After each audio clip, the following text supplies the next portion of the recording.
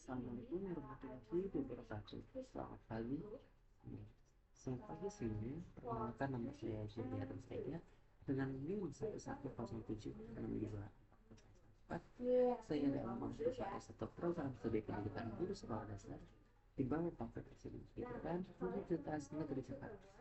Pada kesempatan ini saya akan menyampaikan tugas ujian nasional secara kuliah Fakultas Sektor Pendidikan yang dihimpun oleh Profesor Dr. Abdul B. Hidayat MPD dan Profesor Guntur Immanuel Kesekian dan Menit. Sebelum saya masuk ke pembahasan pertama, saya ingin menyampaikan testimoni tentang saya bagaimana mata kuliah ini memberikan dampak bagi saya sebagai seorang pendidik.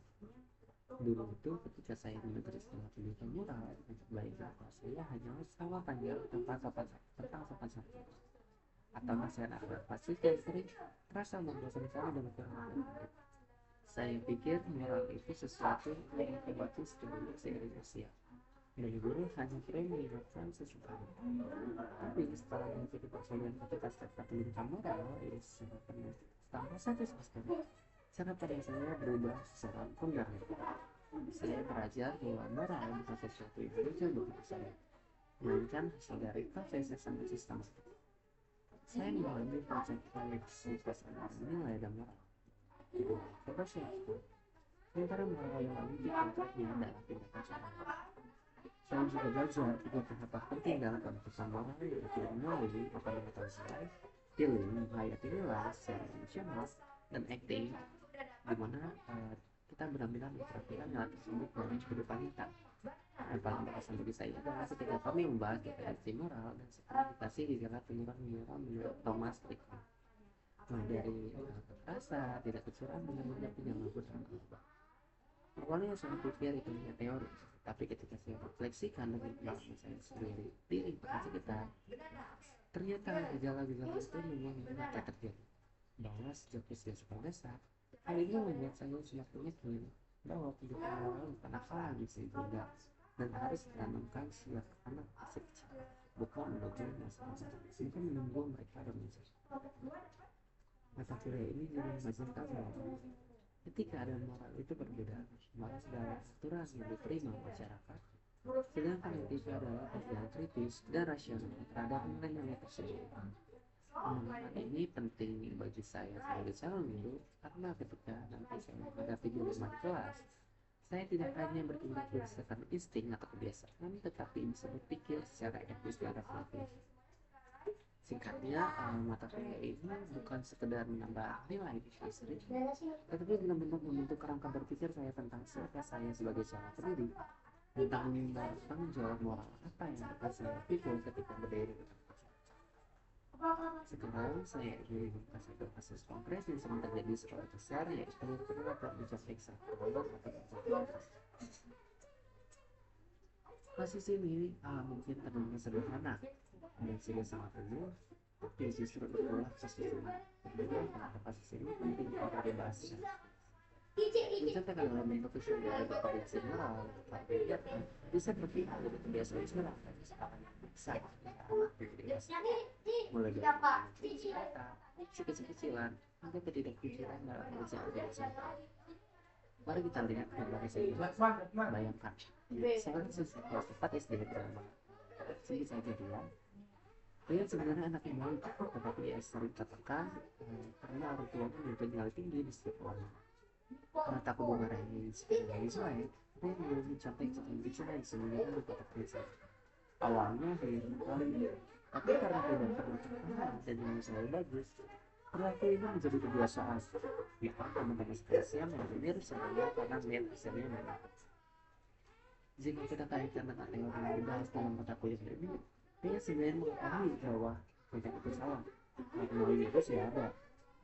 Tapi karena tidak ada penelitian dengan cara memperhatikan dengan kejujuran, maka dia tidak berkembang, maka tidak muncul tingkatan jujur, konsisten pada dan pada tahap acting ini disebut ketidakkonsistenan antara nilai dan yang menurut materi perkuliahan ini tidak ada. Ini hal ini akan menunjukkan krisis moral jika dibiarkan terus. Di sini peran guru menjadi sangat krusial. Seorang guru hanya berinteraksi pada hasil akademik bukan akan berinteraksi memang memberi nilai kenapa menjadi masalah tadi karena guru punya kepedulian terhadap anak-anak tidak pertama guru saya juga guru akan mendekati Ria secara profesional bukan hanya mengerti menjadi tapi juga memahami alasan dibalik guru akan bertanya mengenai dua semacam Ria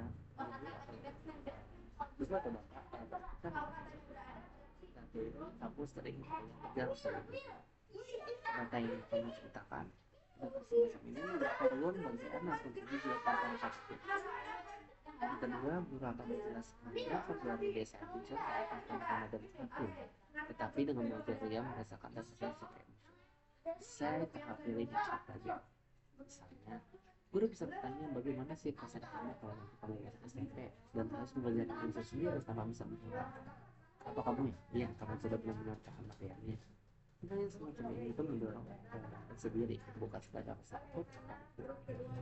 Ketiga, guru memberikan kesempatan bagi Ria bagi diri melalui kegiatan sejalan kata kritik. Misalnya, guru menawarkan bimbingan belajar atau memberi kesempatan mengulang-ulang materi unsur sambil memberikan diamnya bahwa ini segitu mampu melakukan mereka harus selesai. Selain itu, guru yang peduli juga akumulasi dengan mengingat dari mata kita belajar adalah yang pertama dalam menemukan moral. Guru bisa menyampaikan bahwa dia bahwa ini berlebihan pada nilai akademik pasti bisa mendorong anak melakukan sesuatu dan mengajar peraturan lebih fokus pada proses belajar daripada siapa terjadi. Maka semacam ini sejalan dengan apa yang disebut oleh lawan sekolah bahwa moral berkaitan dengan bagaimana sesuatu perilaku dalam hubungannya dengan orang lain dan mengiring memiliki peran besar dalam membentuk lingkungan tersebut menjadi usaha Indonesia. Dari kasus sederhana ini, para tentang mencapai ini saya diajari saat pelajaran sebagai guru SD. Tugas kita tidak berhenti pada mengajarkan materi pelajaran dan juga punya tanggung jawab moral untuk membentuk karakter anak-anak itu sendiri. Anak usia dasar dan pendidikan sangat krusial. Pada usia ini, mereka belum punya kemampuan berpikir abstrak yang matang untuk memahami konsep moral secara teoritis. Sehingga mereka sangat bergantung pada yang terlihat secara langsung dari informasi berkualitas termasuk yang begitu. Jika guru hanya fokus target kurikulum untuk pemerataan aspek moral, kita beresiko membesarkan generasi yang pintar secara akademik tapi rakus secara. Saya juga menyadari bahwa konsep ini adalah satu contoh kecil dari berbagai persoalan moral yang mungkin saya hadapi sebagai guru. Bisa jadi berbeda berbasis intoleransi, berat kembali berbeda, penggunaan gadget untuk kontrol, hingga kurang sentimen dari ini. Hasilnya sesuai dengan pembahasan etika digital dalam bahasa digital. Semakin kompleks di era sekarang karena anak-anak SD sudah terbiasa dengan gawai dan media sosial. Karena itu kesadaran yang harus dan kita semua sebagai guru bahwa pendidikan moral bukan tugas tambahan di luar belajar, melainkan bagian inti dari sebuah kehidupan. Kita harus menjadi teladan yang khususnya antara ucapan dan tindakan anak-anak dunia dan merawat kita dan kepada segala manusia. Saya percaya bahwa setiap guru memiliki kesempatan menjadi figur yang membantu orang.